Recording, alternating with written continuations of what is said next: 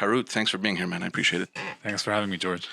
I know it's quite the distance for you, but every time someone comes actually to the studio, Yeah. I appreciate it because I know that when people hear Brossard, they get like some allergic reaction. No, look, but the city is growing. The previously called suburbs are developing. They're not even suburbs. There's an extension of the city. The city is as strong as the heart of the city, so it's the business center of the city. But you also need, residential neighborhoods on the island, and you need residential development outside of the island, and it tenders to families, different class of citizens. So, Brossard, Laval. It's all Montreal. It's Montreal, and we when we go outside and when we present ourselves, we say Montreal, and we have an urban metropolitan area of about 4.2 million people, and that's quite a sizable area on North American scales. This is the funny thing, because a couple years ago there were reports coming out that a lot of people were just moving out of the island. It was too expensive and stuff. And lately, there seems to be more and more young people or young families, young entrepreneurs, they're moving back into the city because of the proximity. I noticed that, especially in Park X and in Villeray, which has completely transformed. You have people coming in. Of course, it's expensive, but they're buying and they're converting like these triplexes or these duplexes in like one house kind of project. Yeah. And they're just living there. And of course, it's a lot of money, but at the end of the day, you're in the middle of Montreal. So there's this wave. People coming back into Montreal. I just think it's too expensive. I think I like where we are. So, look, the numbers that you speak of are still, the trends have not changed. There's still people leaving or coming? No, every year, what you saw in the last couple of years, the trend is that you have more or less 20,000 people leaving the island for the suburbs. Wow. But those 20,000 people are replaced by people from immigration. So because more or less Quebec receives 50,000 people a year, 75% of them choose the island of Montreal as their first destination. Yeah. And basically you have outflow of people, families, and you have inflow of immigrants. And that's one of the reasons that some neighborhoods had, kind of like a hard time revitalizing, because you have always these people that are first-time citizens, and they stay in rental properties. When you stay in a rental property, revitalization is very difficult. But what we're seeing right now in Montreal is very, very similar to what we see in different cities. So basically, people coming back closer to their workplace to basically leverage the additional time and to make something of that additional time, while taking into consideration that there is additional costs to basically having a foothold on the island. So it's basically a trade-off. Everybody has their own formula. Everybody has their own priorities. And it's something that, it will evolve in the coming years.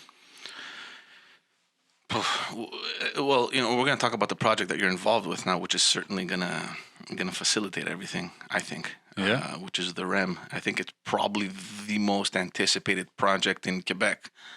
And considering everything, it's advancing quite rapidly. Absolutely, and it's the most anticipated project in Quebec because it's the most sizable one of the last 50 years. But there's a growing need for mobility. There's growing need for interconnectivity. There's growing need of capacity for logistics. So urban areas are transforming across the globe. And what we're seeing is something that, we used to say quite often in the past, which is in 2050, 75% of the global population will live in urban areas. And by densification comes a series of, specific priorities that governments need to address. So mobility is on top of the list. Yeah.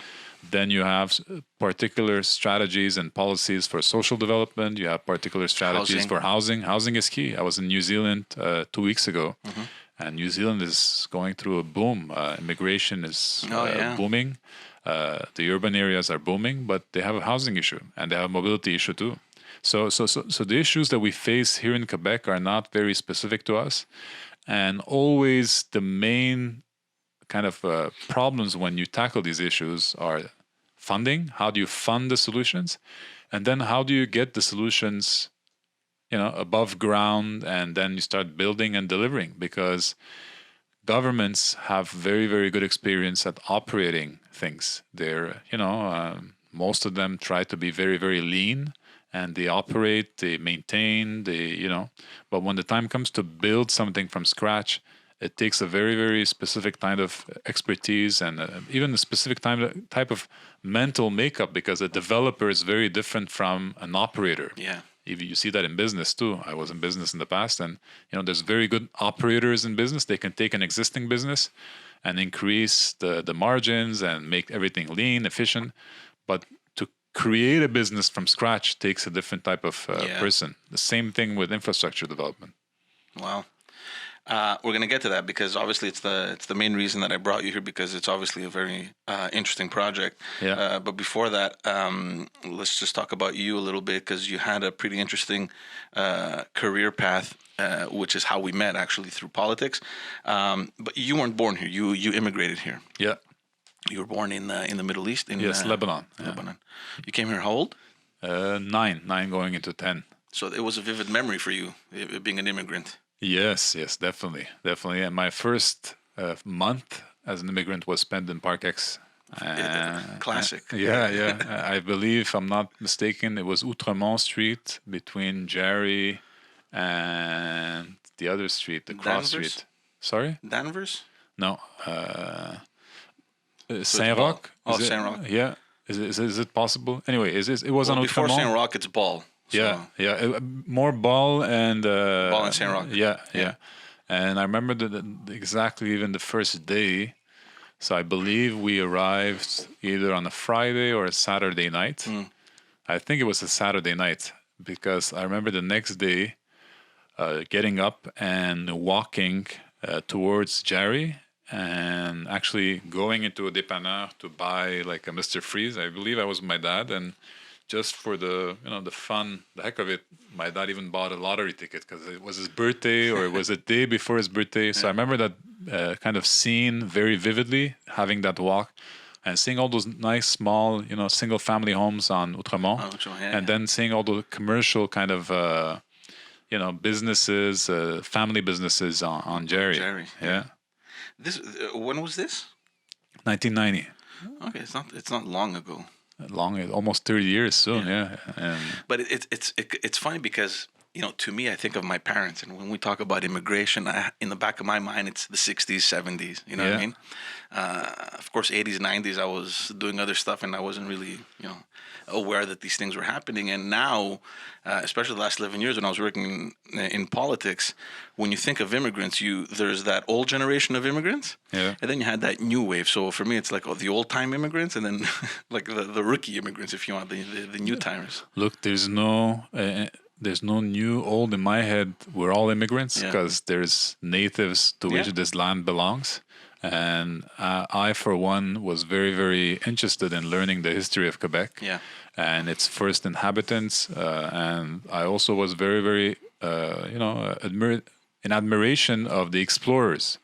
And there's debatable the ways these people explored and the way these people treated the indigenous people, which is sometimes totally unacceptable, and even more than unacceptable. Sometimes some wrongs need to be righted and corrected. That's a given. But these explorers who set out to discover kind of new lands and new territories, I was, always amazed by. Again, it's a developer. It's somebody that goes into the unknown and goes into trying to find new land. And coming back to newer generations of immigrants, it's also the same thing. Everybody leaves their kind of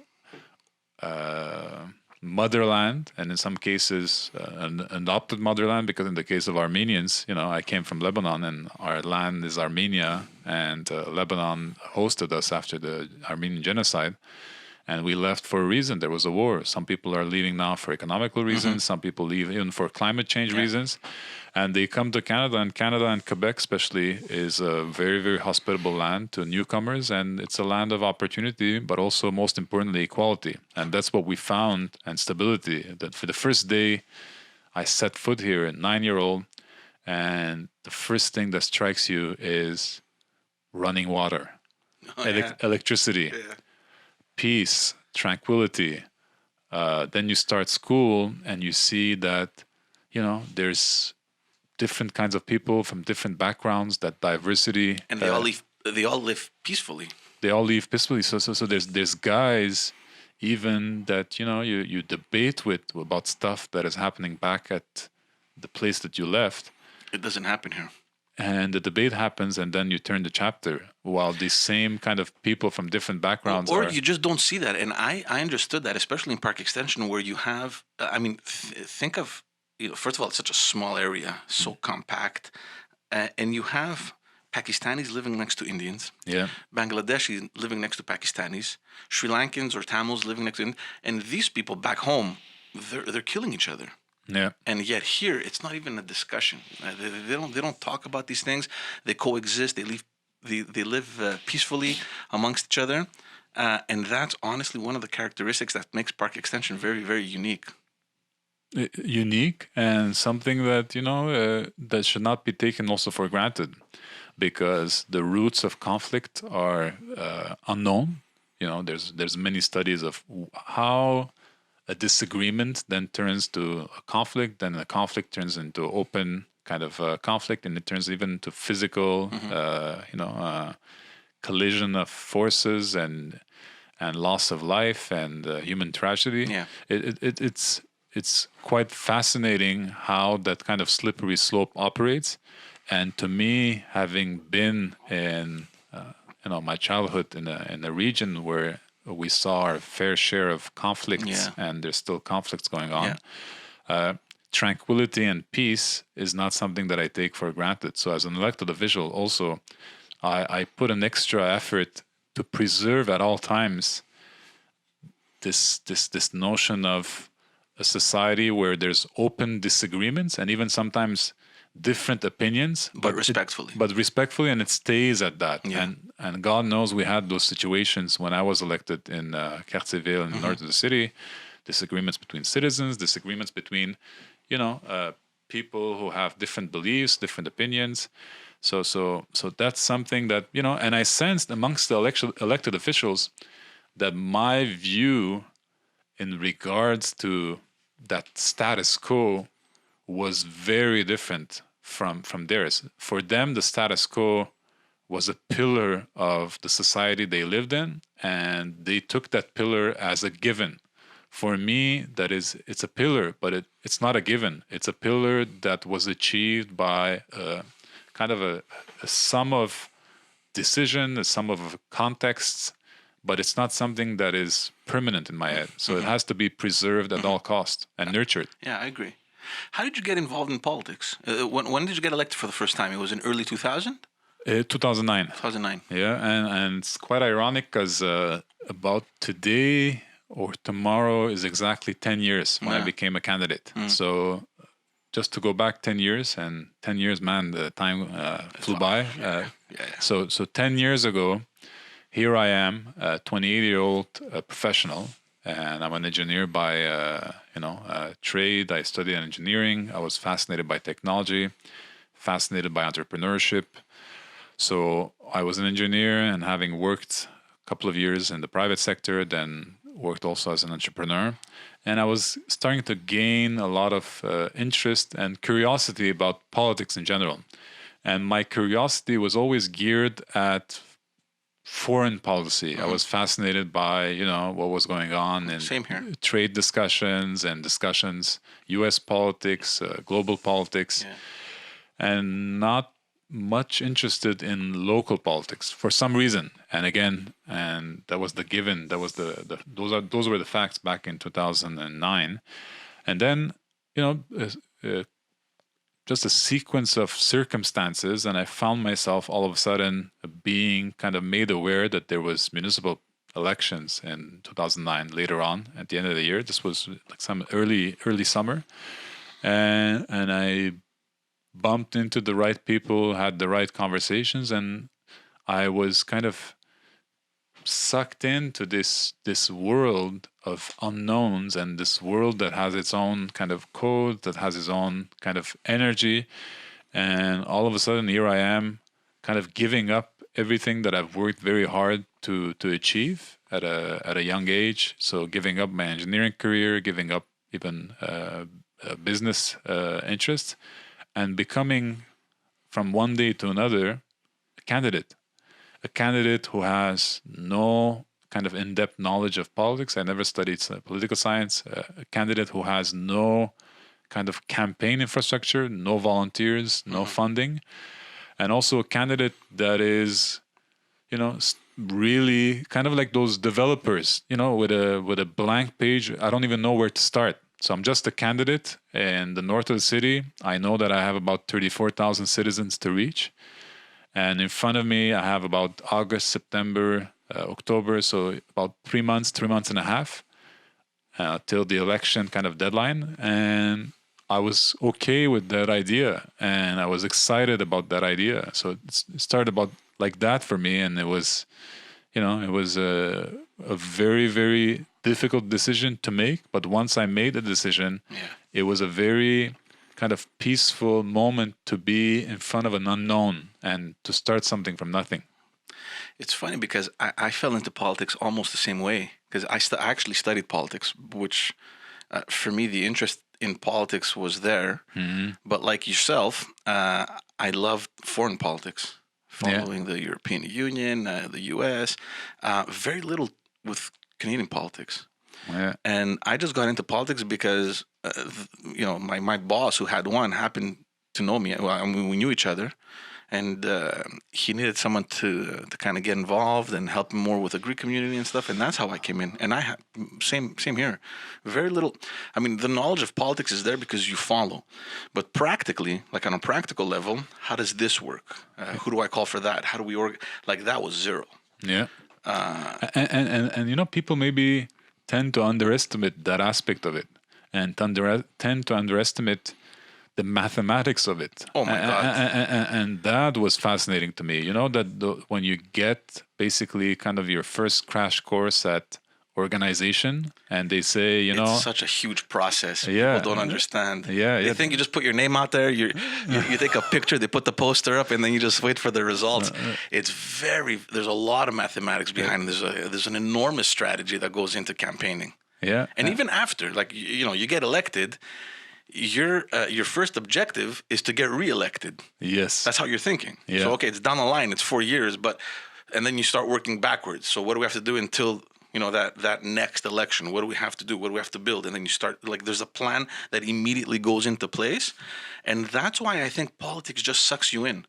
I've spoken to so many people that were involved in politics that wanted to leave and just change career paths, because you get tired of politics. At some point, it consumes all your energy. You make sacrifices with your family, with your friends. I mean, you're involved 100% in what you're doing. Yeah. And there were so many people that I've spoken to that just wanted to leave. They did 1-2 mandates. They're like, okay, look, it's time to go. And they just couldn't. Yeah. Because what you're involved in, it's not like from one day to the next. It's such a long process. Like you're municipal councilor, and I've even on the podcast I've often said that you're the front line. You're the direct link with the citizens because you're there, right? It's all the direct services.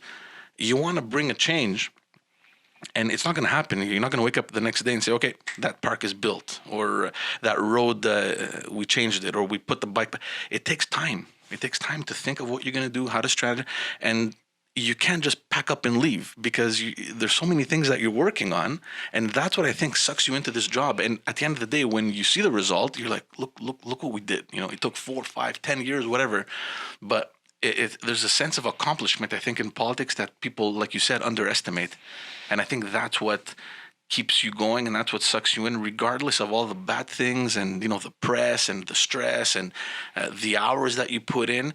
There's something that keeps you going in politics. Yeah, and to me, I believe the largest sacrifice, apart from the disproportionate amount of time that you put into the serving the institution. So basically, in the case of a councilor, you serve the borough council, you serve city council, and different committees that you're in. So that takes a lot of time. Preparing to those takes a lot of time. It takes a lot of time to being a good kind of developer, and sometimes working on your ideas, going and getting external expertise to propose new ideas, new projects for your community. And the events, the community events, and the presence that you have to make. So all of that I'm okay with. But the aspect now that I have the kind of the hindsight that I'm the most, it would be one of the elements that would be kind of a stumbling block, if ever. And I've said it before, I don't see myself making a return to politics anytime soon. And even down the road, I don't have any plans to run again in politics. And one of the elements that I underestimated was basically losing, in a sense, your sense of curiosity and your sense of kind of your perspective on things. You start looking at things from a political filter. Yeah. So you look at things, and you look at even family situations from a political filter. You manage your life from a political filter. Your social media presence from a political filter. So everything you do, and you go out to a restaurant and you're sitting and you're trying to enjoy your time with a loved one or with family, and everything becomes kind of evolves around that political reality. And in a way, I believe that it starts making you less critical about even some of the decisions you have to make as a politician or you have to make as a political leader, because your filter and your analysis is very reflex driven. It's driven by instinct, and you stop considering opinions that are outside of your world. So that's an aspect. And it didn't hit me the next day of leaving politics, but now almost 2 years later, and I say, wow, this was a huge change operated over time. It's a bubble. That's what it is. Yeah. You're in a bubble, and as long as you're in that bubble, you think that everything revolves around politics. You know, everything revolves around what you do. Everything revolves around, you know, you think, like you said, you think, what are people going to think now? How do I conduct myself? What do I say? Like everything has to be like so attention driven. And I realized that too. And it was different. It was difficult for me to leave. Well, leave. I didn't leave. I mean, we lost the election, but you realize that what other people's normal life is has absolutely nothing to do with the normalcy we had in politics. And you know what made it even worse in the past couple of years? Social media. Yeah. And social media, God bless Facebook, God bless Google, God bless Twitter. You know, these tools are so powerful because they create the multiplier effect, the 1 to N effect. Yeah. So you can communicate with multiple people. Yeah. You can organize quickly. But at the same time, it forced political, people from people behind the scenes people to active politicians to manage that digital persona. Yeah. And you can have a persona that is very authentic, that can be very, I would say, even appreciated by your citizens. But that persona sometimes is not a winning persona on social media. So you see a lot of these also politicians, not only in Quebec, Canada, Montreal, but in the world, working so hard to also create kind of like a digital persona. But that's the image that you need to uphold, right? Because you're a public figure, and it's like your passport, right? Yeah. It's like, who are you? Okay, Harout Chitilian, I'm a politician. Let's look at the Instagram. Oh yeah, look at that. He's all over, shaking hands, kissing babies kind of thing, cutting ribbons. And in the back of your mind, that's the bubble that I'm talking about. You come, you leave politics, and first of all, that transition is enormously difficult to just overcome. Yeah. But slowly you realize that, okay, it's a huge bubble. Like nobody cares. Like a great majority of the people don't care. They don't follow. But while you're in politics, you're thinking that this is the most important thing. Yeah. Everybody's going to realize what we've done, and it's not usually the case. It's not usually the case. It's not the case, and I believe that there's another element to it that we tend to also overestimate, that progress in society is achieved by multiple kind of vectors coming together and creating that progress. So you have, the private sector that is the source of most innovation in society, that comes up with new ideas, new inventions to make people's lives better, healthcare better.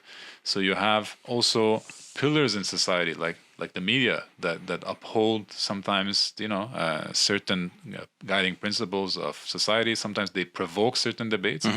And when you're in politics, you sometimes lose sight that apart from the political realm, there's other realms that operate on society that also have an impact, or sometimes even a higher impact on the direction that society takes. And it's like in French, I used to say it, tu es convaincant et aussi convaincu. When you're in politics, you really believe in what you're doing, and you're also believable because you become so convinced about what you're doing. Yeah. But you lose that sight about that multiplicity of sources of kind of progress and sources of influence on the track that history will take. I agree with you 100%. And, I've had this debate with my wife, because my wife, we met in politics, and then she left politics way before I did. And she kept telling me, she's like, oh, what are you doing? Okay, another event. Like, do you really need this? And in my head, it was like the most important thing. Yeah. Like, do you have to stay at the office until 9 p.m.? Like, what are you doing? What are you preparing? And now I realize that, yeah, she was right. Like, back in the day, it was the most important thing. But when I realized how much you've sacrificed and everything that you've lost, was it really worth it?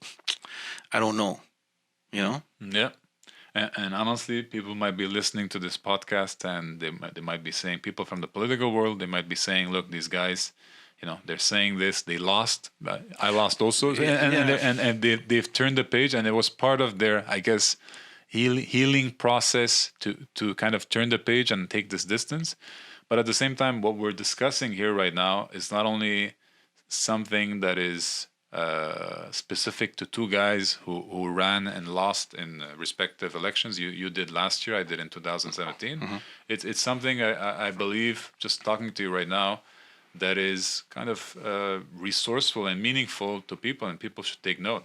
But again, it's very difficult when you're inside to realize this. Yeah. And even if you do, you don't want to start kind of this, you don't want to plant the seed in your head, because it makes you also vulnerable, because you have to be committed 100% to stay in the game. Look, there's no point here to discourage anyone who's interested in politics. In fact, I think everyone should have an interest in politics, because I feel like there's very little engagement, especially from the youth. Yeah. Get involved, do it, experience it.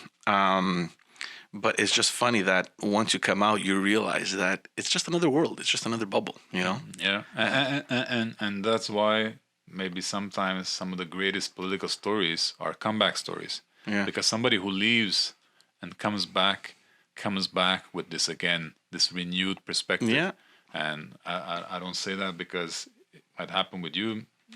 I'm definitely not at this point considering any political office or any political, but to have that kind of perspective, it's very, very interesting. Because if ever anybody gets that perspective and goes back in, now you go back in with with a renewed sense of what is important, what is not, and also you make things in a way that you don't repeat some of the mistakes you did when you were there. What were some of your challenges? My biggest challenge was, again, campaigning. So I was not a natural campaigner, and very far from it. And number one issue was basically, just connecting with people. And it's a tough undertaking, because here you are, in my case, 28-year-old, and 28-year-old that was also in a field where interactions are very limited, engineering. Yeah. And that was the first biggest challenge, and I worked through it, and even till this day I still work through it, because it's something that for me, it didn't come naturally. I was not naturally kind of like a sociable person. So, I am a sociable person, but I'm not an extrovert. I'm an introvert. I remain an introvert. So working with that, and also creating these bonds, but I created a lot of lasting bonds with a lot of citizens, a lot of partners. So that was the biggest challenge in the beginning.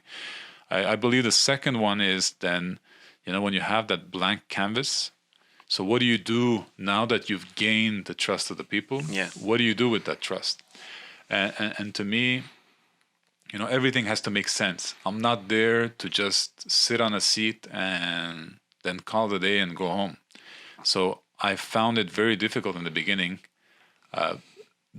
developing ideas and not to see them kind of come into fruition quickly. So that was the second part, I would say, for me. Which is entirely normal, by the way, right? It's normal. But coming from your background, where everything is, I don't want to say mechanical, but it's like, okay, we got to do this. Let's go. 48 hours, we got to have it done. Yeah. Like that.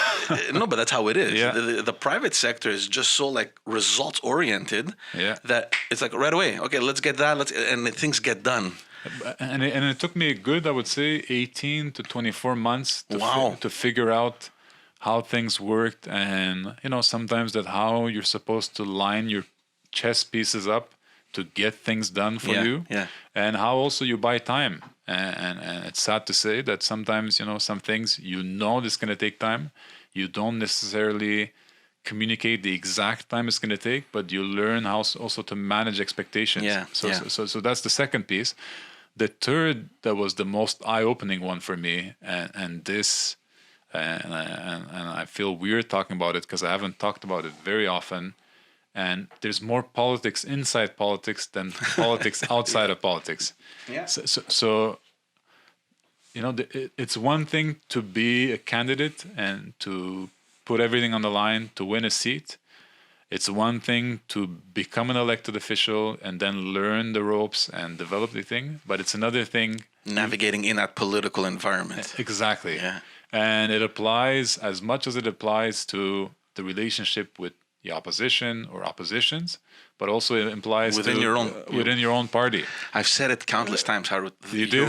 Your worst enemy is not across the floor.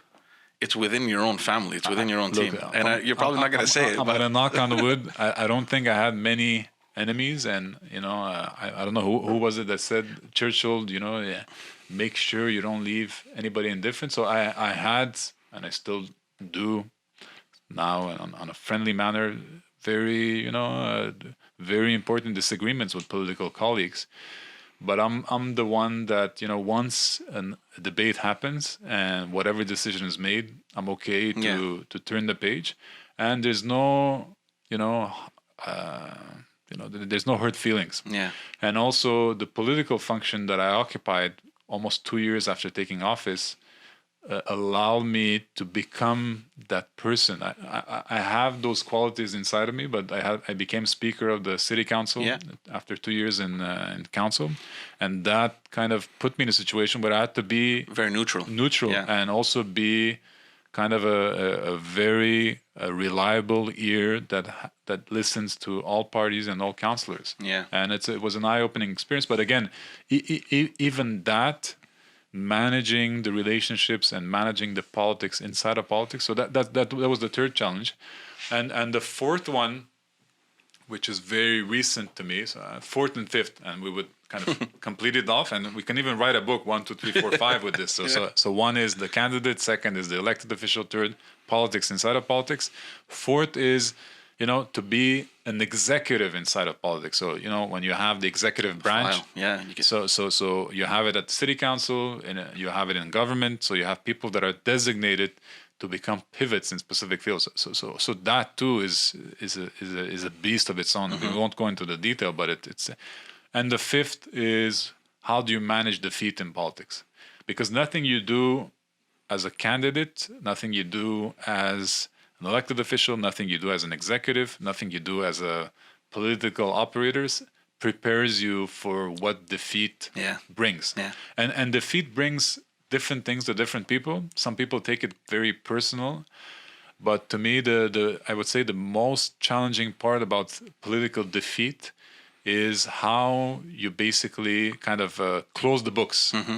And close the books in terms of the personal relationships that you shaped in terms of the people who supported you, close the books in terms of the partners in the communities, even close the books in terms of your own kind of mental makeup and predispositions. And that process, nothing prepares you to that. And nobody could even mentor you because you live it differently. For me, it was, as far as the personal aspect was concerned, I was okay with it in the split second that the decision became official. And, it was like 11:30, I was during the campaign, and election night, I was one of the races that was very close till very late. But the moment that the result became official, I said, you know what, as far as Harout, the individual, is concerned, I turned the page. But then how does Harout, the candidate, in regards to his volunteers? How does Harout, the candidate, in regards to his family? How does Harout, the candidate, in regards to his friends? So that is something, somebody should write a book about that, because there's so much that goes into it. Yeah, I don't know if you agree with it. Yeah, I agree 100%. So yeah, so there's this attentive ear that you have, that kind of keeps you still close to what's happening. I don't know about you if you're still following. I mean, you have to, because what you're doing now. Yeah, I do follow, but again, it's everybody has a different way of transitioning into becoming a private citizen again. And as far as I was concerned, one aspect was a very kind of tricky aspect, which was, when does the collective you become the individual you? Because acting for the greater interest of society and acting for the greater interest of your community is one thing. But when you leave politics, now all of a sudden your number one priority becomes you again, and your family, and your life, your future.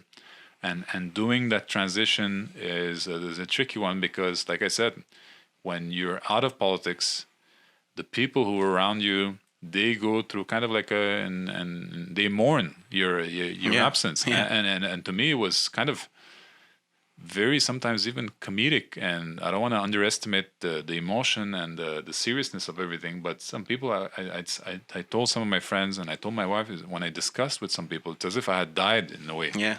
And it's like I'm listening to my eulogy, but I'm still there.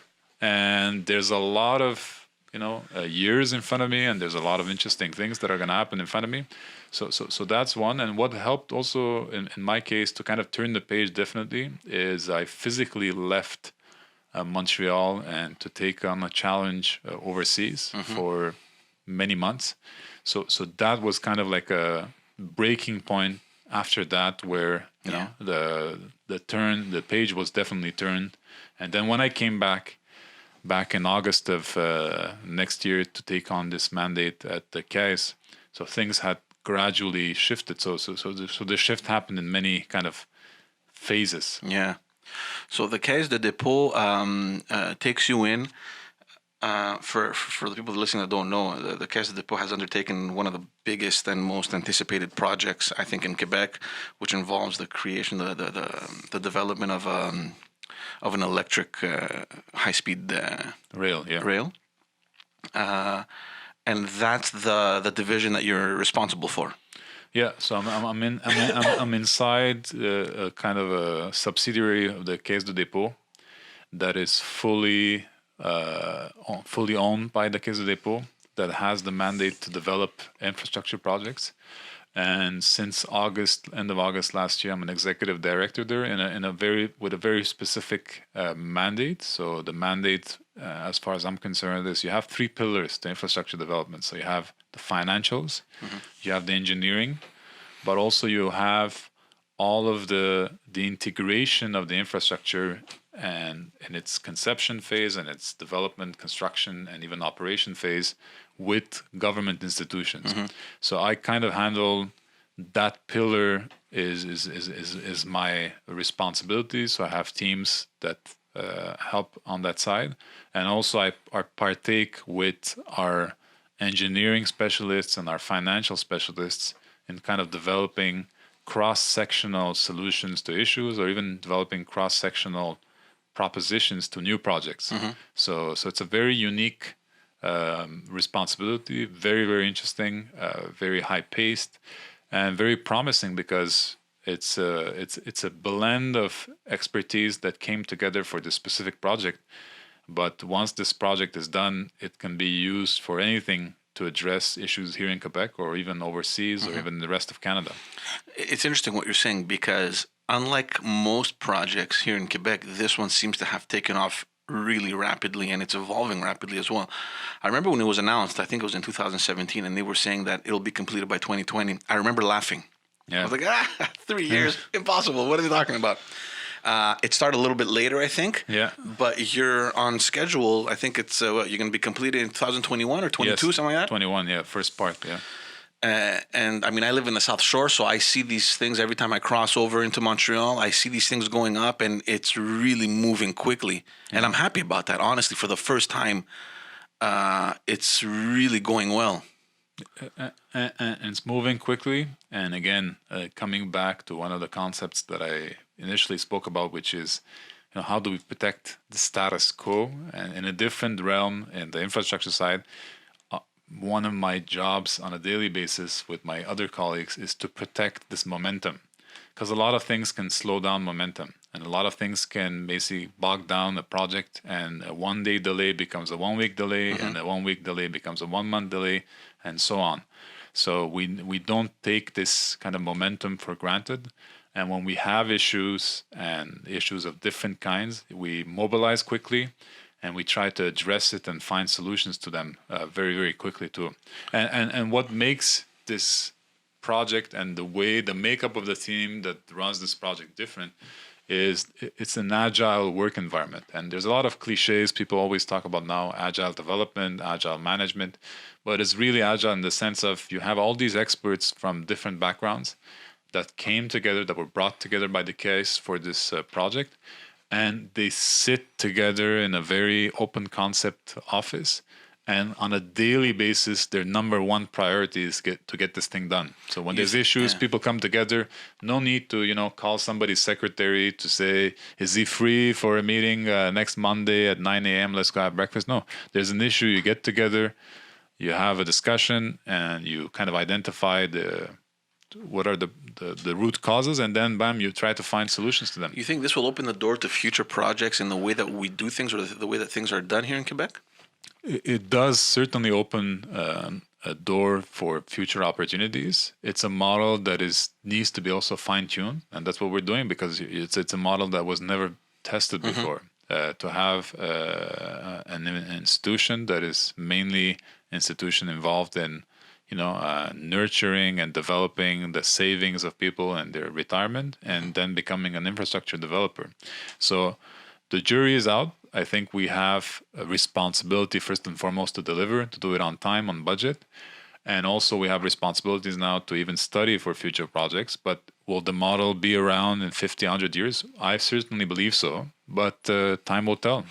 You think it's going to expand a little bit, or it's going to stay as it is designed at the moment? Because it occupies mostly the west part of Montreal. It connects South Shore to Montreal, the North Shore to Montreal, and mostly the west, which we know there was a huge need, right? I mean, the west was deficient in a lot of public transport. Almost 85 to 90% of families in the West Island have more than one car, I think. They're very car-centric development. And they definitely needed kind of an influx of public transit. But even the mobility from the airport now to like anywhere.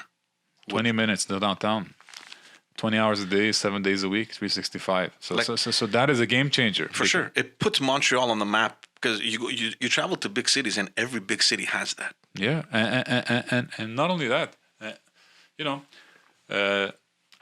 I see already the opportunities. It's amazing. I see, for example, somebody who lives in Park X, who now, if he or she wants to work in the West Island, has to definitely own a car. Yeah. And owning a car, there's certain recurring expenses to owning and maintaining a car. But it's also frustrating. And to go to work in the West Island with the REM, what you do is you get at the Metro Jean Talon or de Castelnau on the Blue Line. You get off at Édouard Montpetit, take the REM, and bam, you're either at Fairview, you're either at Kirkland Shopping Center, you're either at Des Sources, where there's a big industrial. So in terms of economic development, everybody's focusing in on the real estate aspect and saying, wow, real estate on the South Shore has increased 28.6%. Vacancy rates in the West Island are down to 1% for industrial properties. But in terms of labor and in terms of getting skilled workers or even general workers to job opportunities, in terms of creating economic clusters, like the airport is going to develop big time with this project, and also the connectivity between the two universities. Anybody right now who works at the University of Montreal that also wants to go and teach at McGill, has to go around the mountain. It takes about 20 minutes, 25 minutes. Yeah. With the REM, 3 minutes. Bam! You get into the metro, the metro of the REM. At Edouard Petit, you get off at McGill Station. 3 minutes later, you're at the university, and you can teach at both universities. You can research at both universities together. So it creates endless possibilities that we're just scraping right now the surface of these possibilities that mobility will create. And last but not least is reducing congestion. Yeah. So congestion, if you reduce that congestion and then you fill up that congestion with other cars, it's not... You're not solving a problem. You're not solving a problem. It's not a sustainable model. But if you're reducing congestion and then you're reusing that additional capacity to add buses, and buses that run more fluidly and that don't get stuck in traffic. If you're using that using that space that you created by removing cars from the highway and giving it to logistics and giving it to create connectivity between the port and so there too there's endless possibilities, but it needs to be used very wisely, because tomorrow morning if we move, I don't know, the REM will remove 150 million car kilometers a year on the roads. But if you fill that up with another 150 million, you didn't solve the congestion issue. Exactly. Look, I think everyone that's come to Montreal or that lives in Montreal is just frustrated from one year to the next. All you see are... I had Francesco Miele, who was your colleague. Saint-Laurent, yeah. And I told him, Frank, man, what's going on? It feels like the snow melted and the cones just grew. Yeah. As soon as the last snowflake disappeared, boom, the cones were up. Yeah. It's just ridiculous. But now, in terms of the infrastructure for the REM, this is all new infrastructure. Are you going to use existing railway? Very interesting question. So one of the key issues in developing mass transit, and especially mass transit that uses surface kind of transportation means, is the rights of way. So rights of way is, where do you put your train? And with the REM, part of the work that was done prior to my arrival, which is quite unique, is that they minimized the expropriations and they maximize the reuse of existing infrastructure. Mm-hmm. So you see these pillars appearing in the center of the highway. You see them in the West Island on the side of the highway. You see them reusing kind of the existing Two Mountains line. You see them reusing in the downtown core kind of the overpass that leads into the central station. So all of these went into the planning and the design of the network, and which is very, very complex work, and that was done in a record time by the engineers at the REM office. So. Because, I mean, for me going into Montreal, everything is new here. I mean, we see the ramps and everything. I mean, it's going to cross through the new bridge, which is fantastic. But in the middle of Montreal, I mean, you would imagine, what are they going to do? Like, how are they going to build this thing? Like, from downtown, the train's going to go down to Bonaventure, and then how does it get to the North Shore? The tunnel. So it uses the Two Mountains Line tunnel. Okay. It's a 5.2 kilometer tunnel. Okay. And then inside the tunnel, that's one of the biggest engineering feats of the project, is 2 new stations that are created. Because in the past, anybody that took the train to Saint-Laurent and Laval and Saint-Dorothée and Two Mountains, there was no stops between downtown and Ville-Mont-Royal. Yeah. But there you have 2 kind of very strategic communities that will have a great deal of interest accessing mass transit. So one of them is the Outremont community, Outremont-Côte-des-Neiges. And the second one is the people in the core of downtown, because a lot of people in the past used to take the train, get to Bonaventure, and then they get off Bonaventure and take the metro to go to their workspace, which is near maybe McGill College, near St. Catharines.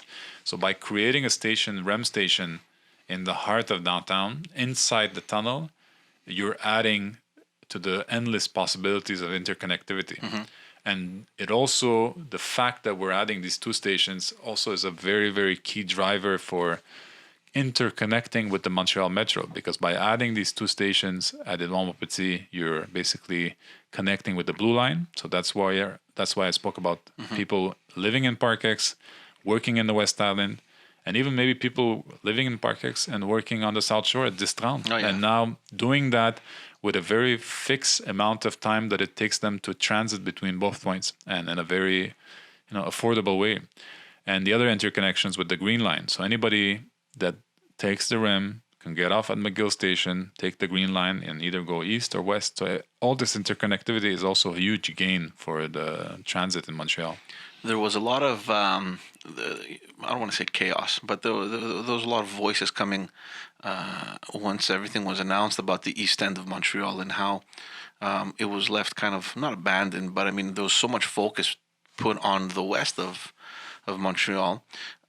What's happening on the east side? That's why I asked you before. Is there any potential that this might extend past, or it's going to stay as is? The government has exercised its right to propose to us 3 new study areas. So we're studying as we speak possibilities of the REM being extended to the center of Laval. So we service the west of Laval in the REM 1.0 center of Laval.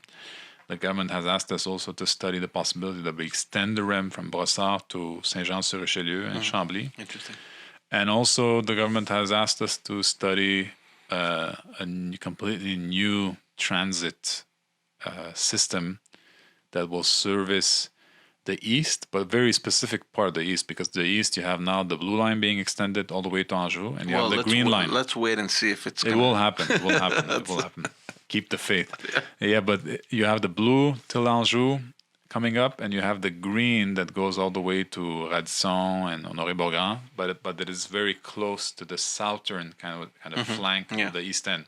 So in between you have populations that don't have access. Yeah, like RDP, which is further north. Yeah, RDP doesn't have access. So people even in between this the Saint-Michel line, the blue line, and the green line, this interesting population. And plus, you have the people of Montreal Nord and Saint-Leo and all those areas. So the mandate the government gave us is to study a new network that would service the east, then kind of go sideways and go up and interconnect with the green and the blue, and then service the community in Montreal North. So all of this is a very complex undertaking. So as we speak right now, we're studying the different possibilities. The one thing that was interesting to me when they announced the REM, obviously, I mean, the initial design, I mean, you're connecting so many so many parts of Montreal and the surrounding areas, but this was one issue that I always had in the back of my mind. I was thinking, okay, is this going to stay like this? Is it going to expand? It would be interesting to have, I mean, we have the metro system, but how fun and how interesting would it be to have like simultaneously the development of alternative methods of transport, like for example this one, and it's good that there's this openness and that you're studying all these other potential infrastructure scenarios. Yeah. And this is obviously funded by the government. There's investments from the Caisse de dépôt as well. Absolutely. So it's the model is quite unique in the sense that the government in the REM is a shareholder and not a lender, and they didn't give us a subsidy. They invested in the REM project. The Caisse invested in the REM project, and the federal government gave us through the Bank of Infrastructure a loan that needs to be paid off in 15 years' time. So the makeup of the financial kind of structure is quite unique and different. What was the total budget? 6.3 billion. So it's very different from traditional public infrastructure projects that are funded 100% by the government. The cost, once everything is done, it's going to be a unique cost, like depending on whether you live in Montreal, North Shore, South Shore, it'll be the same. It's So that's an interesting question. So you have the REM will charge the transit authority 72 cents per kilometer passenger. Okay, but then the transit authority has to basically say how much of that 72 cents the user pays, how much of it the city pays, and how much of it gets paid through government subsidies. Because right now, in no transportation method, the user pays 100% of the cost.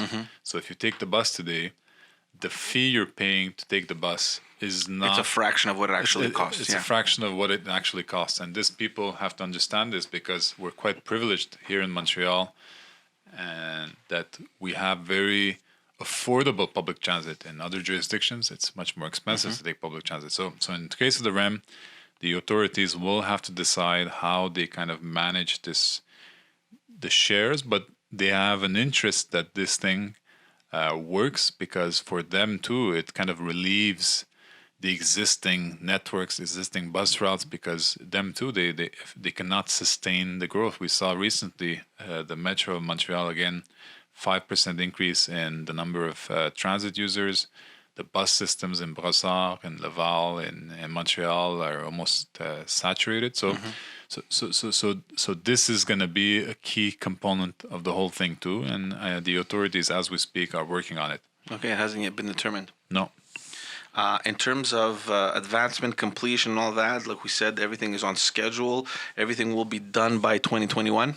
Right now, that is the target, and we're working in that direction. Are there stations going to open before the completion of the whole network, or are you going to wait for everything to be completed? Well, we will go by phases. So the phase 1 is South Shore, 2021. Phase 2 is the kind of partial opening of the central branch till Du Ruisseau station. And then phase 3, 4, 5, it's Airport, West Island, and De Montagne. And they will be open gradually in 2023. Okay. So that's pretty much in a nutshell the kind of 2 initial phases, and then 3, 4, 5, which will happen more or less simultaneously. Yeah, that's amazing. It's good because it costs much cheaper, obviously, than developing a metro system, right? Where you have to dig tunnels and... Look, capacity is a very, very interesting debate, because when you analyze transit projects, the first thing you look at is, okay, is there the need? Is there a demand for the service? Yeah. So you analyze the demand. Then once you analyze the demand, you look at different technologies. How do you service the demand? Some demand you can service with a dedicated bus lane. Some demand you need to service with maybe, fleets of carpooling or car sharing or collective taxis. And some demands need absolutely access to frequent, reliable, and highly available mass transit systems. Once you make that decision that you need a mass transit system, then you look at different options, and the different options have different pros and cons. So if you look at the subway, for example, it is on a dedicated route. It has a much higher cost of construction, a much higher cost of maintenance. But it offers certain possibilities in terms of protecting, the existing kind of makeup of the city, because you don't have to expropriate, or you do very little expropriation, and you don't, quote unquote, come and set up these very, sizable surface infrastructure. So there's a plus to that, and it has a very good commercial speed. If you look at the REM has a very, very interesting commercial speed, about 57 kilometers on average an hour. It has a very interesting cost of per kilometer that is almost maybe 1/9 or 1/8 of a subway system. But on the flip side, it has to use either existing rights of way, or we have to create rights of way. So to create the rights of way and to have that kind of dedicated right of way, we need to construct these kind of aerial pillars. So this is not unique to Montreal. It's been done in Saudi Arabia. It's been done in Vancouver. I went and I visited and I tested the system in Vancouver, the Canada line. So again, planning these projects from the perspective of the developer, there's so many criteria that go into establishing the final project. It's incredible, and it's fascinating for me to be on this side and to see how these things work, because as an elected official, God knows the amount of time sometimes that we said we need to have this project, but you don't necessarily know why this project is not happening. Everything it takes. Yeah, everything it takes. And so now I'm very privileged to have that kind of insight and to have a very informed conversation about these things with you and with your listeners.